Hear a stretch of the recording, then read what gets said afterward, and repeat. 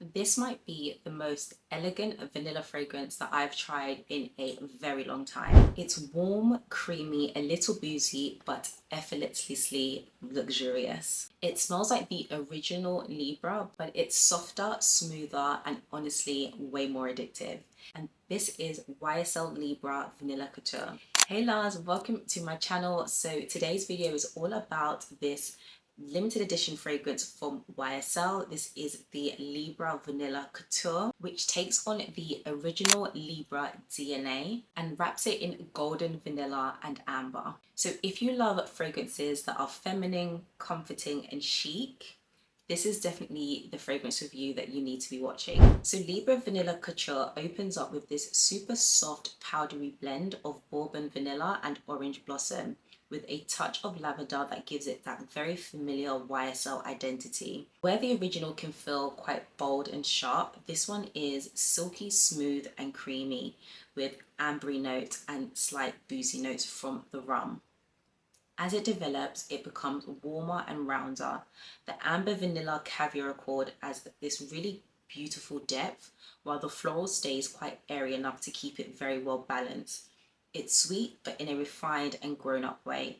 Think golden hour, cozy cashmere, and a quiet sense of confidence. Now, I have done a review on the original Libra, and this was a few years back, and I do remember the lavender notes being very prominent, and I didn't love it. I think the lavender was just a bit too overpowering. Whilst you can still smell the lavender, what I love about this particular fragrance is the fact that it's more leaning towards vanilla amber, which is definitely more of my vibe. So the bottle is absolutely stunning. It's the same iconic Libra shape, but dressed in molten gold. It's sleek, modern, and looks like liquid metal. It definitely feels like a collector's piece and stands out instantly on your shelf. At first, you'll notice a soft sparkle of orange blossom and lavender, followed by that gorgeous bourbon vanilla that takes the center stage. The rum adds just enough warmth to make it feel inviting without turning gourmand. Once it settles, it becomes a beautiful blend of amber, tonka, and smooth woods. It's creamy, it's luminous, and it's perfectly balanced.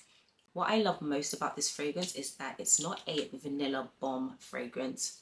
When you think of vanilla-based fragrances, you automatically assume that it's very sickly sweet, very gourmand, which isn't everybody's cup of tea. But this, on the other hand, has a sophisticated layering of notes, making it super elegant and just not your classic vanilla bomb fragrance that you would assume it would be. In terms of longevity, so this lasted around 5 to 6 hours on me, so I would say it's definitely more on the moderate side. I would say it definitely lasts longer on the clothes than it does on the skin.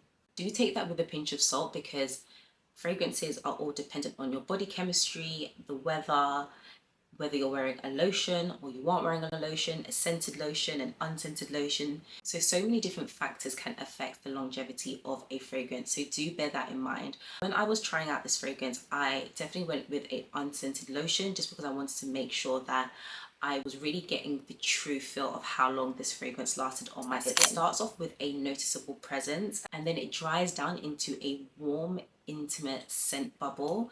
Sometimes you don't want a fragrance that's just in your face, loud, doing too much. This, I feel like, has a quiet confidence. I can just envisage a girl boss just walking in the room, not necessarily being the loudest in the room, but just exuding this confidence. And I feel like a woman like that, or a man, is most likely going to be wearing a fragrance like this. It has that noticeable presence, but it isn't super overpowering. So compared to the original Libra, Vanilla Couture feels smoother and creamier. The lavender isn't as dominant, and the additional of vanilla and rum gives it more depth. If you've tried Libra Intense, it's somewhat similar, but Intense leans more floral, while Vanilla Couture leans into that cozy ambered vanilla. Some people compare it to Burberry Goddess or Dolce & Gabbana Devotion, but this feels more polished and less gourmand. This is a limited edition fragrance and it only comes in one size, I believe, which is the 50 ml, and it retails for £121 here in the UK, and in the US it retails for $150 US. 50 ml also is 1.6 fluid ounces if you prefer to use that measurement. So it is a pretty expensive fragrance, definitely more expensive than the original Libra or Libra Intense from my understanding. I will also have pricing on the screen so you can see the comparison. One thing I will say is once you finish this fragrance, you can definitely keep this bottle. I am all for a beautiful decor piece. Gold is my color, so I will be getting my money's worth out of this. This scent feels very timeless. You can wear it all year round, in my opinion. It's great for everyday wear, but then you can also wear it on date nights or just evenings with the girls. I think it's very versatile in that sense. It's perfect for autumn and winter, but then soft enough for spring evenings too.